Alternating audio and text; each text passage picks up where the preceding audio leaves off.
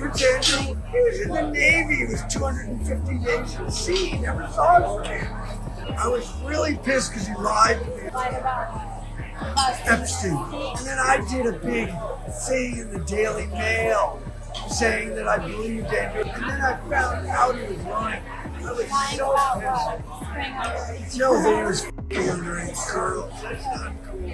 John Bryan has been a close confidant to the British royal family for a long time. He worked for Queen Elizabeth II, was, quote, best friends with Princess Diana, and had a long-term intimate relationship with the Duchess of York, Sarah Ferguson. According to Bryan, he practically raised Sarah Ferguson's children, the princesses Beatrice and Eugene. And Bryan said that he maintained a friendship with Ferguson's husband, the Duke of York, Prince Andrew. Tell me, like, your story.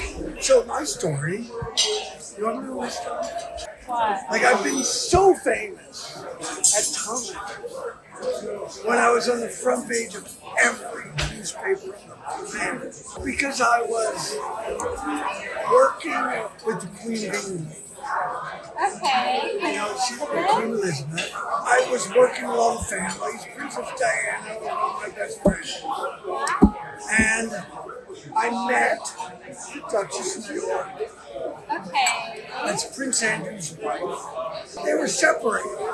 And then Sarah and I sort of fell in love. And we lived together for like 7 years, 6 or 7 years, in my house in England.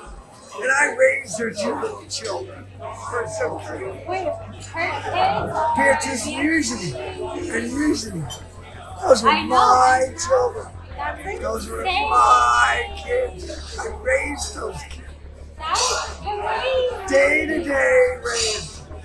I was father to those kids. Prince Andrew's connection to Jeffrey Epstein emerged in 2010, when photos showed them walking together in New York's Central Park. Epstein had already been convicted in 2008 of procuring a 14-year-old girl for prostitution. In 2014, a woman named Virginia Giuffre alleged in a Florida court filing that Jeffrey Epstein paid her to have sex with Prince Andrew when she was 17, a minor. On April 25th, a few weeks ago, Giuffre died by, quote, suicide.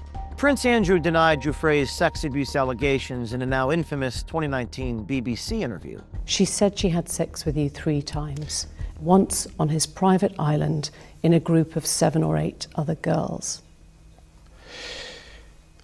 No. No to all of it? All of it. Absolutely no to all of it. The interview was a public relations disaster for the royal family and prompted the Queen to strip Prince Andrew of his royal duties. In the aftermath of that interview, the prince sought advice from a longtime royal family confidant, John Bryan. Wait, so you were not friends with Prince Andrew?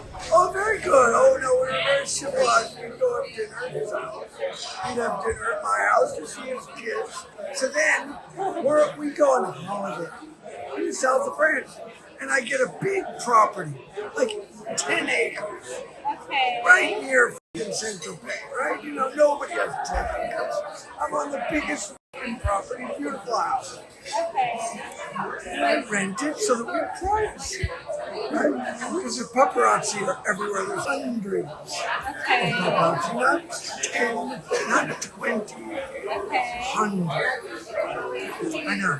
And this is already when Prince Andrew Yes, Prince Andrew. doing his own thing? Yeah, he's on the f***ing, he was in the Navy. He was 250 days at sea. He never saw his family. 2 weeks after Prince Andrew's BBC interview, John Bryan was brought to the Royal Lodge, where Prince Andrew lives, to offer crisis management advice. According to The Telegraph, the meeting was conducted discreetly. At the royal residence, Bryan observed that Prince Andrew was visibly distressed and struggling to focus, reportedly unable to concentrate for more than 40 minutes at a time due to the strain he was under. As reported in the Daily Mail, John Bryan constructed a 5-page document emphasizing that Prince Andrew should publicly show empathy for Epstein's victims. Back in November 2022, Bryan publicly stated that he believed Prince Andrew was innocent of the claims made against him related to the Jeffrey Epstein sex trafficking scheme. Now, in our exclusive hidden camera undercover footage, John Bryan reveals for the first time that Prince Andrew did in fact have sex with underage girls. Was he already cheating, like, involved with, like, For other girls. I was so pissed about that. I was If they were really that's pissed. fine. I was really pissed because he lied to me about it. Lied about Epstein. Yeah. No, I knew he saw him, but he lied to me that he was such a close friend. I was so pissed. And then I did a big thing in the Daily Mail saying that I believed Andrew. And then I found out he was lying. I was lying so about pissed. what? Spring underage. No, that he was f***ing underage girls. Now, our newsroom has some concerns about where this investigation is headed and who may be implicated. But our only motivation in doing these stories is the public's right to know. And if this report and our subsequent reports shine a light into darkness and expose evil, then we are willing to take the risks. At the end of the day, child victims of Jeffrey Epstein need to be protected, and the people involved need to be held accountable by law enforcement immediately. Without accountability, our notion of freedom is just an illusion. We're going to be breaking our next stories exclusively at o'keefemediagroup.com. You may see this Project Veritas sign behind me. Stay tuned for next week.